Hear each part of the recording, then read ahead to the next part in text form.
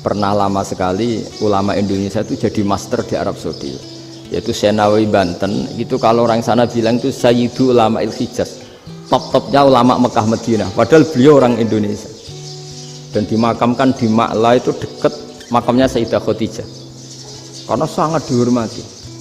Nah, di antara sebab dihormati adalah ketika orang memahami syahid, maknanya pokoknya maktulal kafir.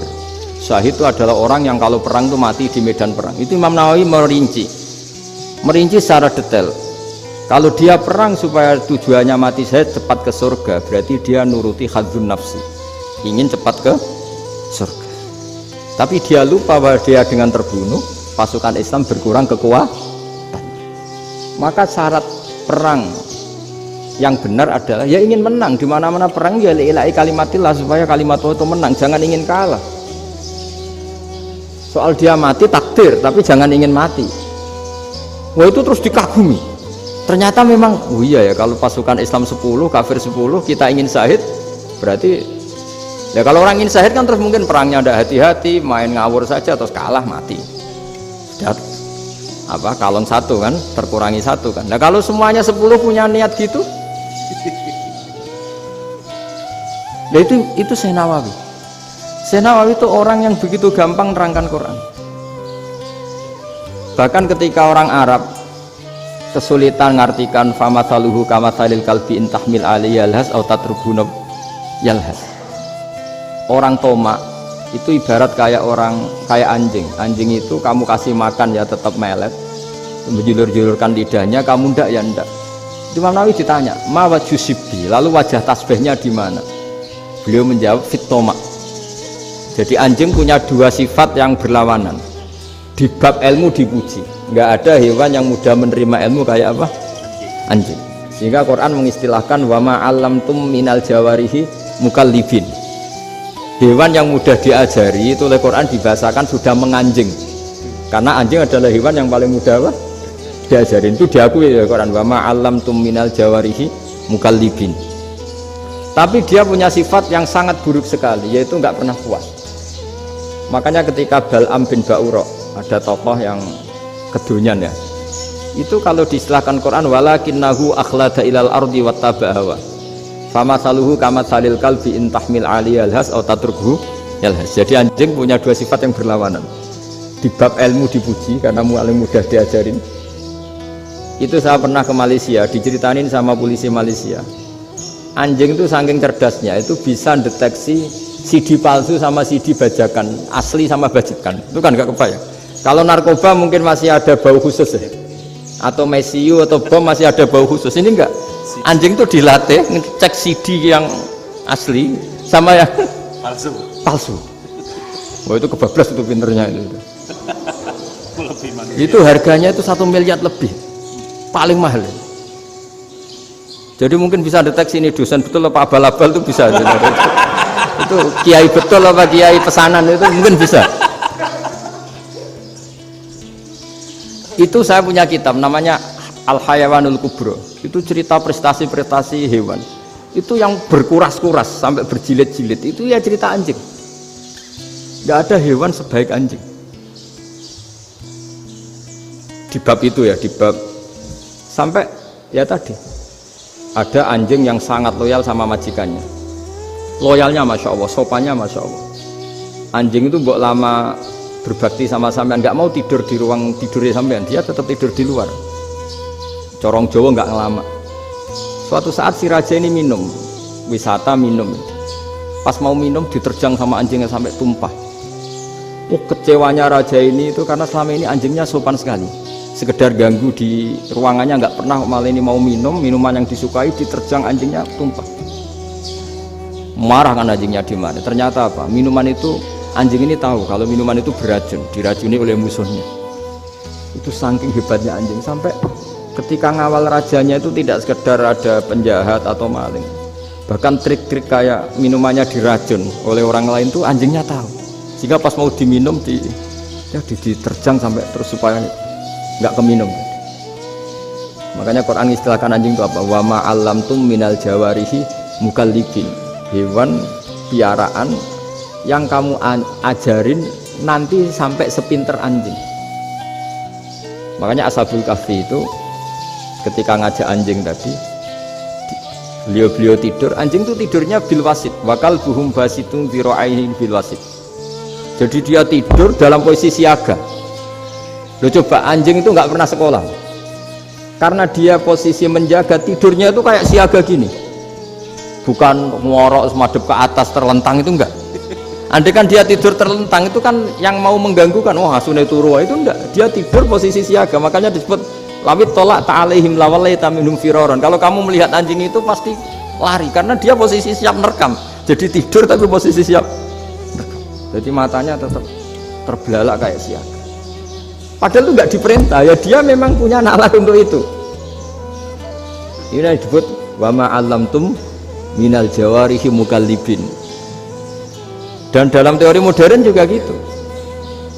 Tapi dalam hukum Islam yang dianut mazhab Syafi'i itu anjing tetap najis. Ya sudah, najis ya najis. Tapi ada mazhab lain yang mengatakan tidak najis. Tapi tidak usah ngurmat anjing, geger nanti kalau rektor kampus punya anjing. Tapi ilmu itu bagus untuk kelangenan kadang. Andai kan tidak ada mazhab Malik, maka kita kesulitan menceritakan Ashabul Kahfi yang hewan piaraannya itu anjing. Tapi misalnya anjing disucikan, kita juga nanti susah menjelaskan hadis Nabi malaikat itu tidak masuk rumah yang di situ ada apa? Anjing. Maka ilmu itu, makanya kata Imam Sa'roni, sebagian ilmu itu memang kelangenan, tapi nggak boleh jadi praktek. Tapi harus ada. Misalnya begini, contoh paling gampang. Api dalam mazhab Syafi'i kan alat pensuci hanya dua, air dan tanah. Ya saya ulang lagi, air dan tanah, yaitu tanah untuk mensucikan najis anjing. Imam Abu Hanifah menambahkan api. Mazhab Syafi'i itu agak kesulitan ketika ada batu bata dibikin dari tanah-tanah yang bercampur kotoran. Mazhab Syafi'i akan kesulitan karena di situ ada najis yang jadi materinya bata. Hukumnya gimana kalau nanti dipakai masjid? Tapi barokahnya ada beberapa mazhab. Abu Hanifah mengatakan dan api. Jadi apa tadi, air, tanah, api. Alasannya masuk akal. Ketika usatul mukminin, orang-orang mukmin yang ahli maksiat itu sebelum masuk surga, kalau dia dosanya banyak itu dibakar dulu supaya suci. Emas itu untuk memisahkan dengan materi lain juga harus dibakar. Berarti api termasuk alat. Artinya gini, batu bata yang materinya dari tadi najis sekalipun ini menjadi suci karena ngalami pembakaran. Tapi kata Imam Sa'roni, ilmu ini hanya sebagai ilmu. Jangan sampai kalau kamu mau wudhu gak ada air terus membakar diri lah, ini ribet kan. Jadi ilmu itu sebagian memang untuk kelangenan, karena kita butuh. Andai kan tidak ada mazhab Abu Hanifah, maka kita akan kesulitan pakai bata. Kita tahu cara bikinnya kadang di tempat yang kotor, di tempat yang najis. Tapi karena ini ngalami dibakar, maka hukumnya suci menurut mazhab Abu Hanifah. Dan itu sering ulama itu sampai apa? Saya punya kitab fikih namanya Fardul Masail. Pengandaian ada masalah. Jadi masalah itu belum terjadi tapi diandaikan. Misalnya kayak di Texas. Bumi itu bulat-bulat. Texas itu kalau dibor itu pas Ka'bah. Lalu kiblatnya di mana? Bumi ini kan hanya rubuk-rubuk seperempat, yang ada arah itu seperempat. Tapi kalau Ka'bah itu sama Texas, atau Texas dengan Ka'bah itu lalu kiblatnya mana? Mau sudah bebas arah. Maka ilmu mengatakan maro'ahu muslimuna hasanan fawa indahu hasanun. Kamu jangan nuruti ilmu hakikat, tapi nuruti mindset. Kalau mainstreamnya orang banyak seperti itu, mindsetnya orang sana, misalnya Ka'bah sana ya ikut sana. Tapi ini tidak mewakili hakikat, karena kalau yang 380 derajat itu kan terus ribet. Makanya ini kesulitan di bab-bab fikih. Ya saya ulang lagi, kesulitan di bab-bab fikih. Makanya fikih itu selalu bicara, misalnya gini, ada orang sholat. Saya ulang lagi. Setelah salam pertama dia kentut, itu sholatnya batal apa enggak? Itu lama berdebat. Yang dikatakan rukun sholat itu salam pertama, sehingga orang kalau sudah salam pertama maka sudah keluar dari sholat. Maka kalau kentut gak apa-apa, wong yang keluar dari sholat itu salam pertama. Tapi lalu pertanyaannya, kenapa Nabi salam 2 kali? Lalu yang kedua gunanya apa? Ribet kan, partai ini kalah pasti kalau ditanya gitu. Tapi kalau ditanya dibalik, sholat itu satu ibadah yang dimulai dengan takbir, yang diakhiri dengan salam. Berarti salam pertama itu pengakhir apa nunggu salam kedua? Pertama, di semua ulama bilang salam pertama. Kalau salam pertama sudah pengakhir, berarti pembatalan setelah itu nggak punya efek, nggak punya akibat. Itu kan ribet, debat fikih itu memang ribet. Fikih itu memang senam otak karena pertanyaannya mirip-mirip seperti itu. Nah, sampean milih mana? Milih salam pertama apa salam kedua? Pasti ulama milih salam pertama. Jadi anehnya fikih itu di situ. Misalnya orang mati, takbir itu berapa kali? 4 kali. Andai kan takbir 5 kali itu batal apa enggak?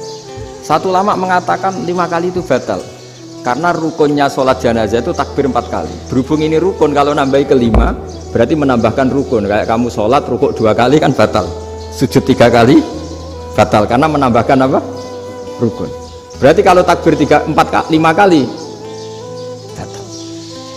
Tapi pertanyaannya, takbir itu adalah wiridan biasa, sehingga kalau ditambahkan nggak punya akibat batal. Jadi perdebatan ulama itu kadang ya lucu. Kayak kemarin Pak Haris pas pertama bertamu ke sini mau ngundang saya, tak ceritain.